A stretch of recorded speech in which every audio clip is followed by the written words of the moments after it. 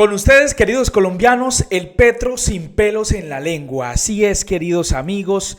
Si hay algo que tiene el presidente Gustavo Petro y que emberraca al uribismo, a la gente de oposición, es que no le tiembla la voz para cantársela a los que lo critican y hacen pues comentarios falsos sobre él. Porque en este último encuentro con los ministros, en este Consejo de Ministros televisado, tiró duro y parejo en Colombia, señores. Porque Gustavo Petro no se deja, como decimos popularmente, no se deja mangonear, y eso es lo que emberraca a muchos en este país. Que ante los ataques de la prensa, ante los ataques del uribismo, ante los ataques de las redes sociales, Gustavo Petro responde de esta manera. Con datos, contundente, frentero.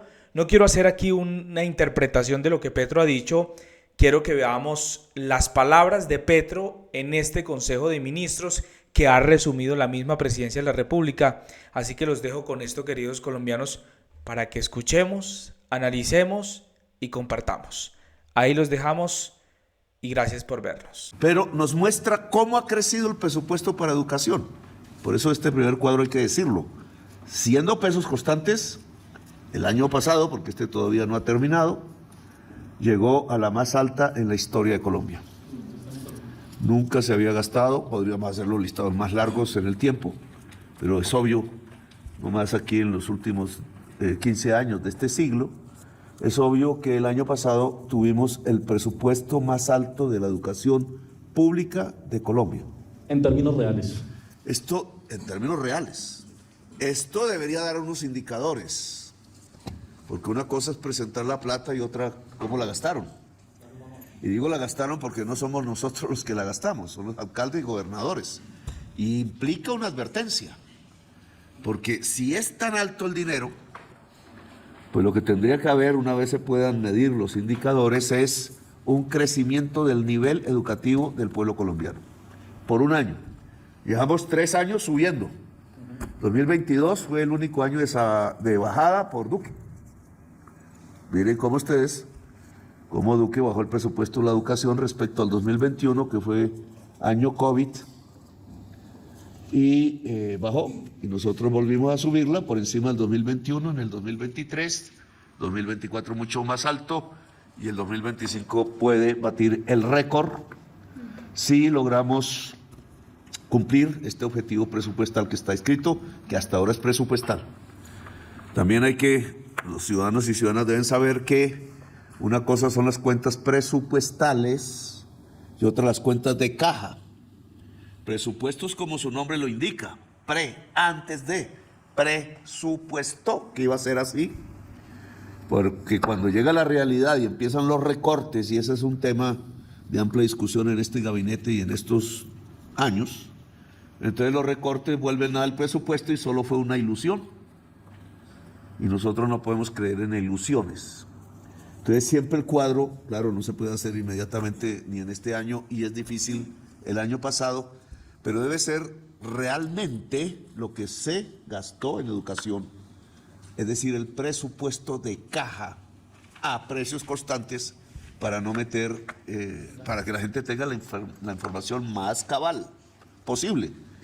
Si un ministro de Hacienda llega y coge el presupuesto del 2024, 73,8 billones, y le pega una tijeretazo, solo porque iba a pagarle primero al señor Luis Carlos Sarmiento su concesión Mulaló Guerrero. Ayer salió diciendo él que no sabían qué invertir y se llevaba la plata. Pues entonces cometería un sacrificio a la sociedad colombiana durísimo. Y es que por pagarle a Sarmiento, puede que tenga derecho al pago, no estoy diciendo que no, aunque en una concesión que se definió que no se hacía más. ¿Por qué giraron? ¿Por qué giraron al fideicomiso? No es que la plata se pierda, queda guardada en un banco. Y en un pueblo que necesita educación, que necesita comer, que necesita salud, que la plata quede guardada en un banco para que después toque pelear judicialmente y no sé cuánto tiempo, para que el señor Sarmiento le devuelva la plata al pueblo colombiano porque salió del pueblo, pues es de una enorme injusticia. Y eso pasó en las transferencias que se realizan por los funcionarios del Ministerio de Hacienda. ¿Por qué? El ministro nuevo tiene que ponerse muy pilas en eso, porque es que uno cierra los ojos y ¡pum! Se produce lo que uno no quiere. Ahí puse en el trino, no sé si lo examinen, sobre lo que pasó en el 2023. Aquí me desvío un poco, con el presupuesto, precisamente. Y entonces ni el presidente supo, ni nadie aquí. Pero no es cierto lo que dice la prensa de que nuestra desfinanciación es porque se cayó el recaudo. Eso es una mentira. El comportamiento de los ingresos por presupuestos, etcétera, si uno hace un cuadro parecido a este, es normal. Está por encima de los años de Duque. Nosotros estamos recaudando más que en cualquier momento de la historia. Entonces, ¿por qué estamos descuadrados? Y entonces ahí empieza la perfidia, ¿cierto? Los pérfidos, vamos a llamarlos los pérfidos. No, para no caer los pérfidos, ¿qué dicen? Que es que estamos gastando a manos llenas. ¿A dónde fue a parar la plata, cierto? El ministro de Hacienda sabe que lo que hemos hecho es recortar el gasto. ¿Cómo se explica que teniendo recaudos de los más altos en la historia de Colombia, nos haya tocado es recortar los gastos que habíamos presupuestado el año pasado? Por eso digo que estos cuadros siempre hay que examinarlos a la luz de el 31 de diciembre que termina el año y no a la luz del 1 de enero que comienza. ¿Pero qué pasó? ¿Por qué esa paradoja que no explica la prensa? No le interesa. Porque si hubo más o menos el mismo comportamiento de recaudo y fue creciendo y nos tocó recortar el año pasado, entonces es que la plata se fue para otra cosa. Y este gobierno no captó. Y ahí lo antidemocrático, porque ¿cómo puede el presidente no saber? O el Consejo de Ministros más colectivamente no saber, porque se hicieron unas transferencias por funcionarios medios y simplemente no hubo un informe al gobierno elegido popularmente. Yo lo puse en el trino porque quiero que aquí se conozca la verdad. Yo cometí un error inmenso y tiene que ver con la educación, ahora saldrá a la luz pública. Un error mío, político, por creerme el cuento que podíamos juntarnos con fuerzas políticas diferentes y hacer un diálogo y un acuerdo y ser generosos. Eso se llama verle la cara de pendejo a uno. Ser generosos y ofrecer parte del gobierno a fuerzas que habían perdido, tratando de que hubiera una unidad mayor de la sociedad colombiana y un esfuerzo mayor para hacer las reformas que la sociedad colombiana necesita. Mire qué engaño. Ingenuo. Tienen razón los que dicen, eso le pasa por llegar novato a la presidencia, pero el lío es que Santos me dejó sino con una posibilidad de llegar sola una vez a la presidencia. Luego esto sirve de lección para otros y otras hacia adelante. Nosotros metimos al señor Ocampo, prestigioso economista colombiano, varios cargos internacionales, ministro de Hacienda en tiempos anteriores. Metimos al señor Alejandro Gaviria, ellos estaban con Fajardo, Benetti sabe más. Alejandro Gaviria era candidato presidencial del mal llamado centro, que eso se parece como el centro democrático, yo diría que está más a la derecha del centro democrático. Exministro de Salud. Como era rector de los Andes, pues dije, pues que mejor que ministro de Educación. Creo que no pensó un día en educación, siempre en salud.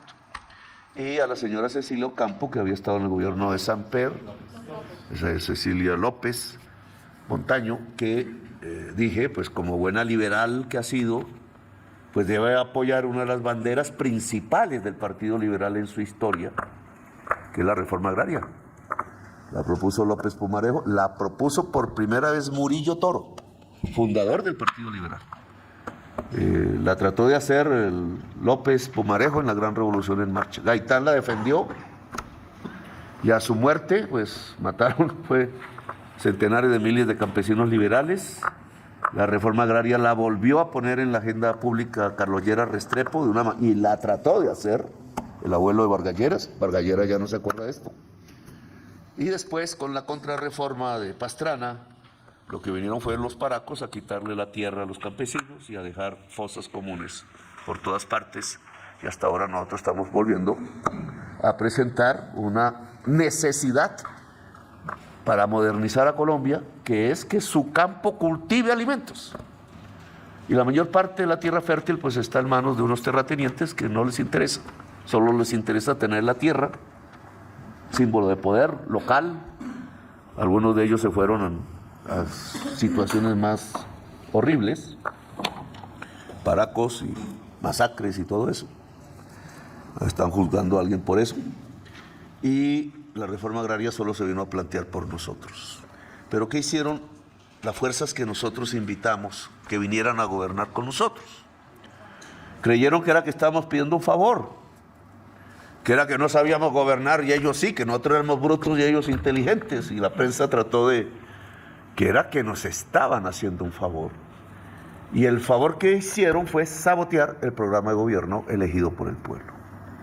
Y eso no se puede permitir, porque si esto es una democracia, quien manda es el pueblo.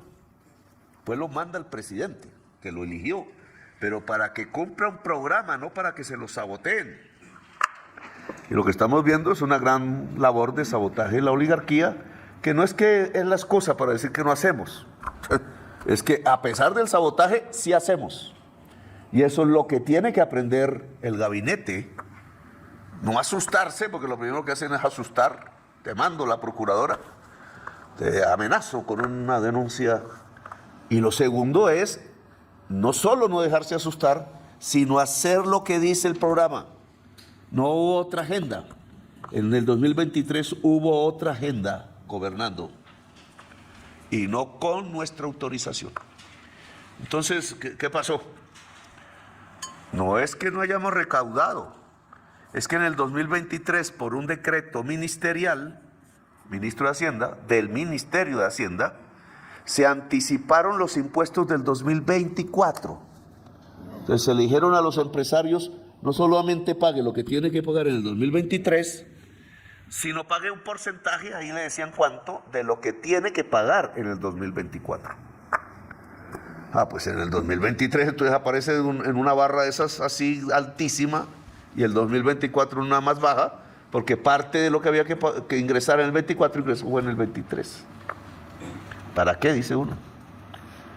Primero, un contrasentido económico, porque al poner más impuestos en el 23, pues estancamos la economía. 0,7% de crecimiento del PIB. Innecesariamente. Uno diría, craso error económico. Pero adicionalmente, ¿en qué se gastó esa plata?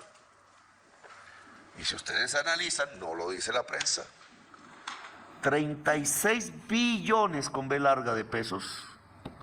O sea, la mitad del presupuesto de educación, si medimos la cifra, una cifra como la mitad del presupuesto total de educación, que es el presupuesto más grande del presupuesto nacional, por ministerios, se fue para pagarle a Ecopetrol el déficit de precios que generó Duque, al no subir el galón de gasolina y diésel en la medida que en pesos estaba subiendo, porque tuvo un descalabro de devaluación del peso colombiano por sobreendeudar a Colombia, y esto ayudó, y pasamos de 3.000 a 4.000 pesos, algo así, ustedes tienen las cifras. Pues claro, una gasolina importada en dólares, vendida en pesos en Colombia, pues vale más, y él no subió el precio por susto. Ese huequito que dejó Duque es de 70 y pico billones de pesos. O sea, casi todo el presupuesto de educación de un año, de los más altos de este año, pero entregado como un déficit de Ecopetrol real, porque Ecopetrol compra la gasolina del exterior y la vende en pesos. Le dejó este hueco así de grande, ese mismo, de 75 billones, pero al ministro de Hacienda se le ocurrió que se podía pagar prácticamente de un totazo en el año 2023. Y desplazó, para eso hizo el anticipo, más dinero del que se había presupuestado en el 23, para trasladarlo en 36 billones de pesos a Ecopetrol. para pagar el diferencial de precios. Problema 1. En las cuentas nacionales no aparece el tal FEPEC, que es el Fondo para Combustibles de Estabilización del Precio de los Combustibles. No aparece. Entonces, esos 36 billones ni siquiera movieron la agujita del déficit fiscal de Colombia, que lo hubiéramos disminuido sustancialmente si se hubiera contado ese hueco en el gobierno de Duque, pero lo escondieron. Ojo, ministro, con la trampa. Aquí toca ir con los ojos abiertos y no dormir.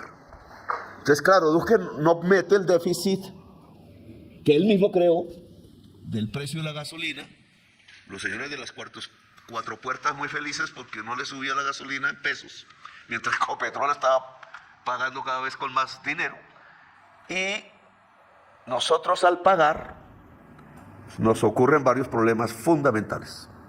1, no bajamos el déficit y resulta que realmente sí lo bajamos, solo que no habían puesto esta deuda en las cuentas de Duque. Yo quiero que quede, ministro de Hacienda, esta deuda en las cuentas para que se sepa. O sea, cuando usted vaya a entregar los informes a las calificadoras y al FMI, porque ahora nos toca responderle al FMI, porque también Duque nos endeudó con el FMI en un crédito pagadero a 3 años, como en una tarjeta de crédito. 5.000 millones de dólares tenemos que pagar en 3 años. Un tramposo, esa es la verdad, porque entre la gasolina y el del FMI, pues ya estamos ahorcados. No sé si era que sabían que íbamos a llegar a la presidencia. Hay quienes dicen que sí. Estaban estrangulándonos financieramente. Y entonces los números tienen que quedar claros, así como se exige aquí que los cuadros no tengan errores, pues las cuentas no deben tener errores. Y el déficit de la gasolina debe aparecer de alguna manera. Hay que cambiar unas resoluciones para que se clarifique. El déficit de Duque fue mayor en el año 2023-22 y barrió por completo el marco fiscal de Colombia. Y nosotros hicimos un gran esfuerzo en el 2023, pero mal hecho. ¿Y por qué mal hecho? Porque eso fue tenerle miedo a los que son como Milei, a la señora esa que es la mamá de la señora miembro de la Junta Directiva del Banco de la República, que ahora es asesora de una de las candidatas de la derecha extrema, que tienen ese tipo de ideología, ¿no? Pero miren las trampas que hacen. Entonces, miedo, entonces hay que bajar el déficit fiscal a como dé lugar, pero hicieron lo contrario que este gobierno electo popularmente había dicho. 1, nosotros dijimos que no había subsidio a los combustibles fósiles.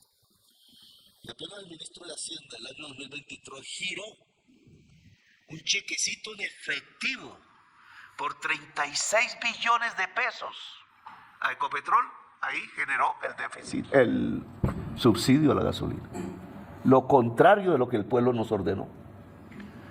Porque el déficit lo hizo Duque, eso no hay que quitarle, el hueco lo armó Duque.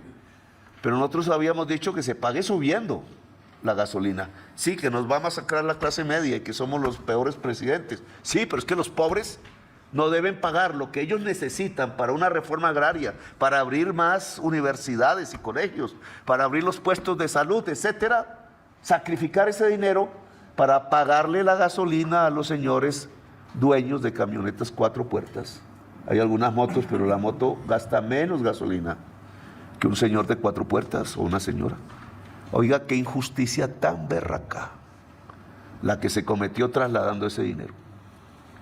De los pobres subsidiando a los ricos. Todo lo contrario a lo que ordena la Constitución. Y del presupuesto que debería ir a financiar energías limpias y todo esto que hemos hablado de la descarbonización y la reforma agraria, trasladaron el dinero a la economía fósil, lo contrario a lo que dice Petro a nivel internacional, es decir, a apoyar la economía del petróleo y del carbón. Ambas cosas contrarias al programa de gobierno. Nos pasó un totazo similar con el ministro Gaviria, aquí ahora lo vamos a ver, que son los presupuestos de financiamiento de la educación superior pública. Porque este programa de gobierno dijo, se aumenta la cobertura de la educación superior pública. No privada, privada pues que pueda pagarla, nadie le está prohibiendo a nadie hacerlo. Este país es libre y el gobierno permite esa libertad, pero es que no es subsidio del presupuesto a la universidad privada. Otra vez, en la cabeza no tienen sino cómo ordeñar lo que es de toda Colombia para fortalecer negocios particulares, o el carrito 4 puertas, o la gran concesión vial, o la universidad privada donde creen que estudian sus hijos con mucha profundidad. Lamentablemente nuestras universidades están como en el 800º lugar, y la primera es pública. Pero nos pasó lo mismo también con la reforma agraria.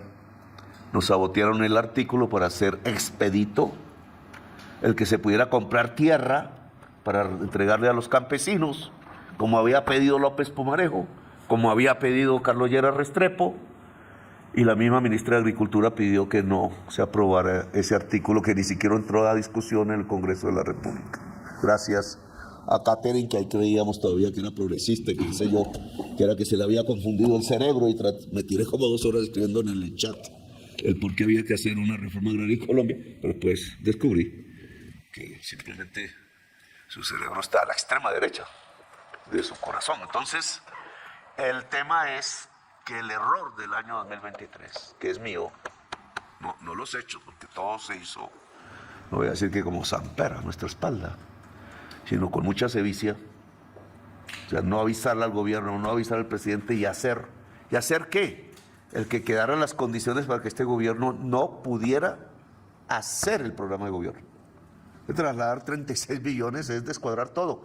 El descuadre que aún tenemos hoy, por eso nos tocó aplazar una parte del presupuesto de este año, por eso ahora vamos a hablar de eso, porque nosotros decidimos no tocar, pero haciendo ahí una cosa que ahora vamos a explicar, un poco difícil, pero no disminuir el presupuesto de educación. Entonces, se fue en subsidiar. Es decir, este año, si no hubieran hecho ese traslado, si hubiéramos tenido la paciencia de que, sí, no podemos golpear la clase media, la gasolina tenía que ir subir poco a poco, como lo hicimos, y ponerla al tope del precio internacional, etcétera. Incluso, ministro, lograr es que las empresas que importan, que pagan los fletes de una buena parte del transporte de carga, sean las que paguen el diésel, no el camionero. Es un tema, ministro de Transporte, más propio. Eso lo habíamos hablado, pero no lo han hecho. En el Ministerio de Transporte también hubo mucha trampa. Entonces, después no es tema de esta reunión. Por eso es que ha habido cambios del gabinete, porque hay cierta pereza en mirar los cuadros medios. Y toda la administración que tenemos, pues toda ha entrado en este siglo. Y en este siglo, porque los que estaban en el siglo pasado pues ya se pensionaron. Entonces los que han entrado a trabajar en las carreras administrativas, etcétera, son en este siglo. Y los dirigimos nosotros, pero todos son de los gobiernos de Uribe y de sus amigos. Entonces es mucha ingenuidad, peor que la del presidente, permitir que ellos tomen decisiones sin mirarlas. Y en transporte sucedió de nuevo. ¿Cómo se le ocurre al Ministerio de Transporte decir que el ferrocarril Chiriguaná-Dorada es sin pasajeros? ¿De dónde sacaron eso? Y ahí está. ¿Y cómo se les ocurrió que no era prioritario Buenaventura-Cali, pero en cambio sí la carretera Mulaló-Guerrero, donde se está yendo la plata? Y ya se acordó incluso con el concesionario no hacerla. Y así, y no hay carretera al Catatumbo, y no hay carretera al Micay, y si va uno, no está la carretera del Arroz, y no hay la carretera entre Uribia y el extremo norte de La Guajira, que es tan necesaria, y no están las carreteras de La Paz, no está la financiación para el acuerdo de paz con la FARC, que el señor Santos declaró unilateralmente en Naciones Unidas, porque todo está para ver si se hace la doble calzada Guaduas-Villeta, todo está para las dobles calzadas, y nunca vigilaron el Ministerio de Transporte que estuvieran cumpliendo. Siempre estamos en el 90% y pasa el tiempo y siempre estamos en el 90%, pero la plata del presupuesto sí sale automática, a fideicomisos, y ahí se queda la plata. No se la roban, no estoy diciendo eso, sino se queda quieta.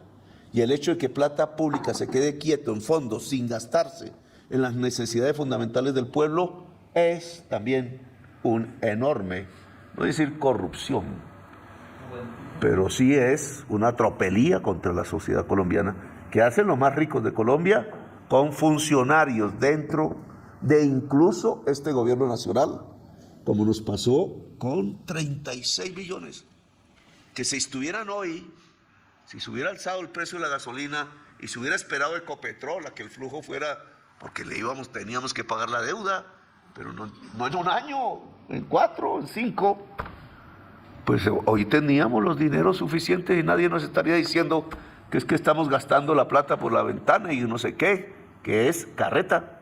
Estamos apretando el cinturón cuando el recaudo es normal y cuando la economía colombiana está creciendo. Y esto, aunque no tiene aún que ver con la educación, lo quería decir en público, porque hoy hubo otra tropelía, ministro de Hacienda.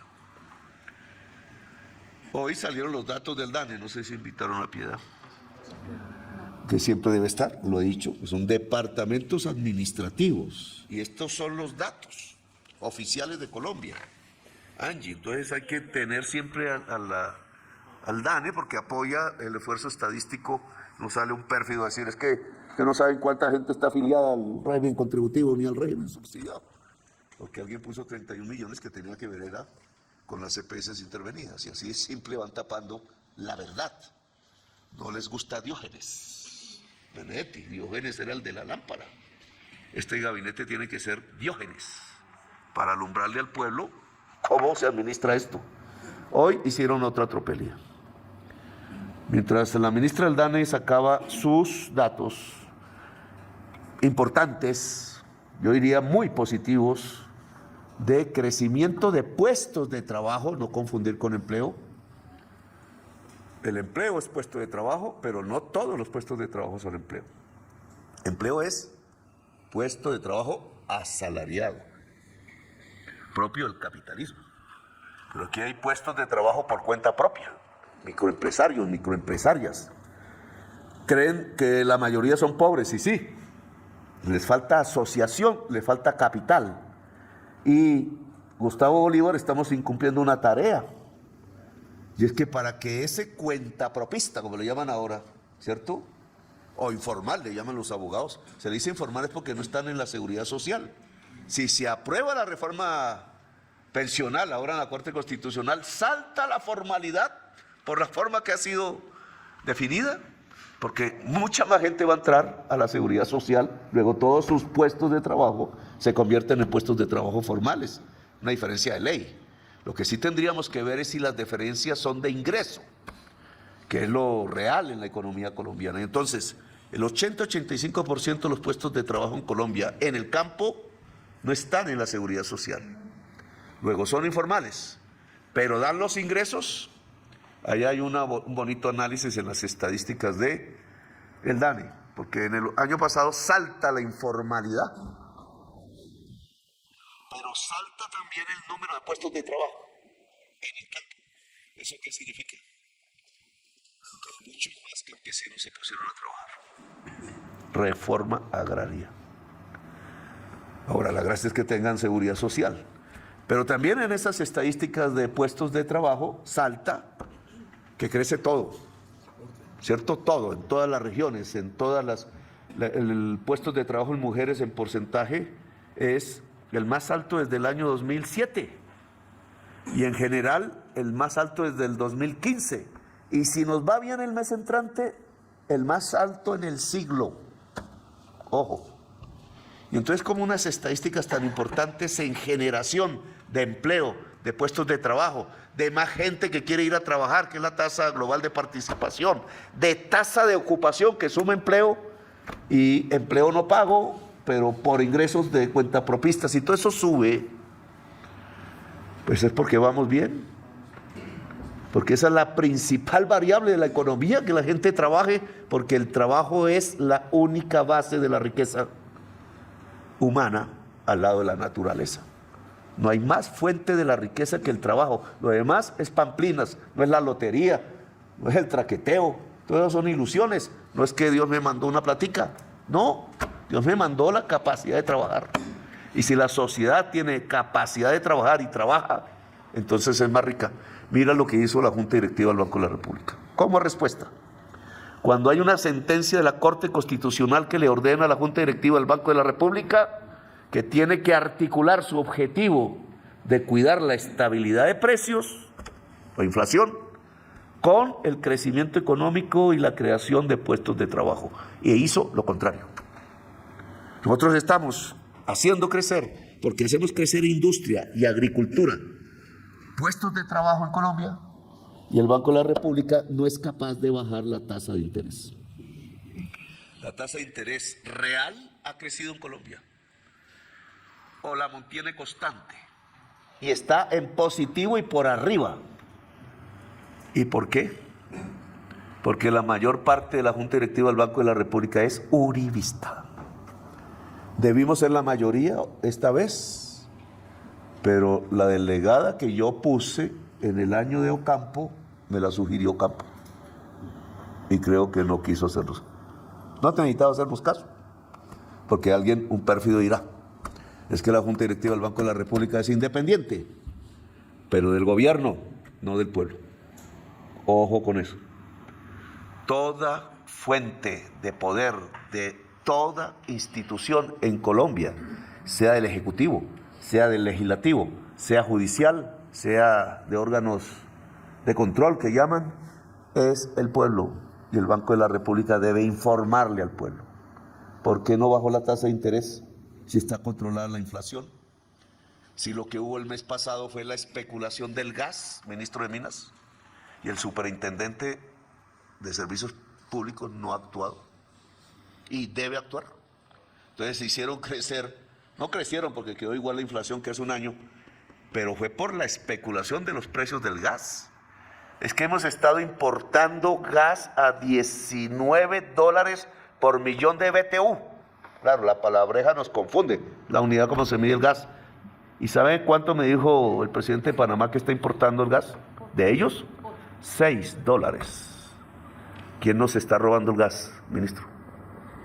Y ese precio, como es para las termas más ineficaces, y como la CREC creó una fórmula que aún está operando porque no quieren operar la nueva fórmula de la CREC, ministro, y esto será tema de un solo consejo de ministros, entonces la fórmula vieja de la CREC hace que el más malo, el que cobra más, el más ineficiente, la termo con gas importado, ponga el precio general de las tarifas de energía eléctrica en bolsa para todo ciudadano o empresa que compre de una empresa que haya comprado esa energía en bolsa.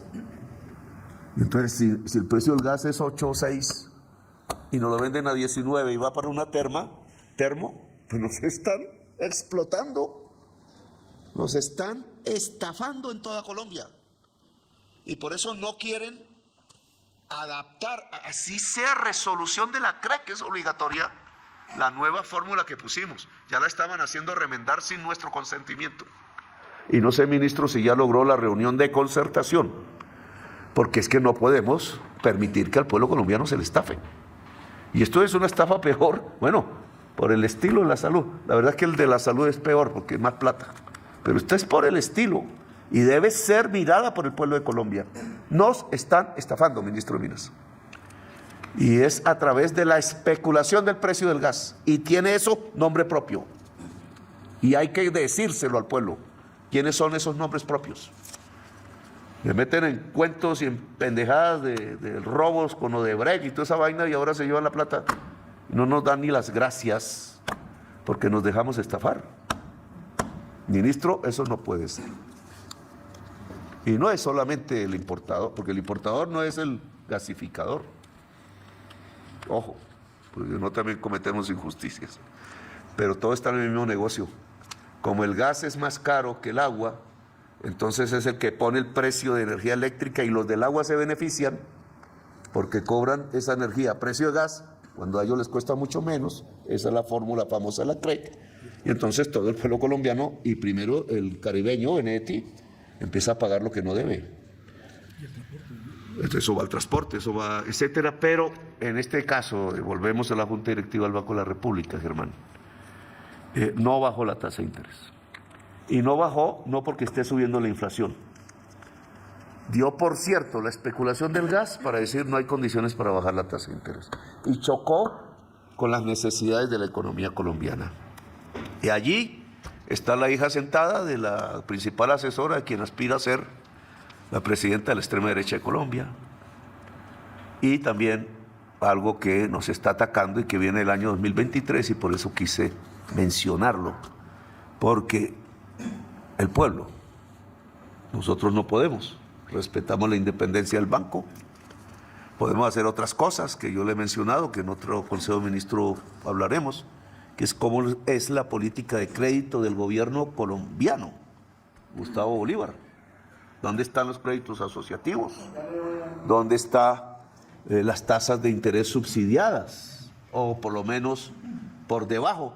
¿Dónde podemos equilibrar el que la banca privada ligada a esa tasa de interés, esa tasa de interés del Banco de la República es la que financia al gobierno? Porque pega es en el costo de la deuda interna de Colombia, no en de la externa. No es en el de la externa, es en el de la interna, que es la más grande deuda de Colombia, del gobierno. Entonces, si esa deuda no la podemos bajar, pues claro que bonito, el Congreso no aprueba la ley de financiamiento, el ministro de Hacienda el 23 se llevó la plata para Ecopetrol, y encima una deuda de casi decenas de billones de pesos no puede bajar porque el Banco de la República no baja la tasa de interés. Pues nos están estrangulando como a Siriza en Grecia, como a Chiplas. El presidente era primer ministro griego de izquierda, lo mismito, es el mismo plan. Encima nos guardan las medicinas, como hacían con Allende, encima guardan el gas, como hacían con Allende. ¡Ojo!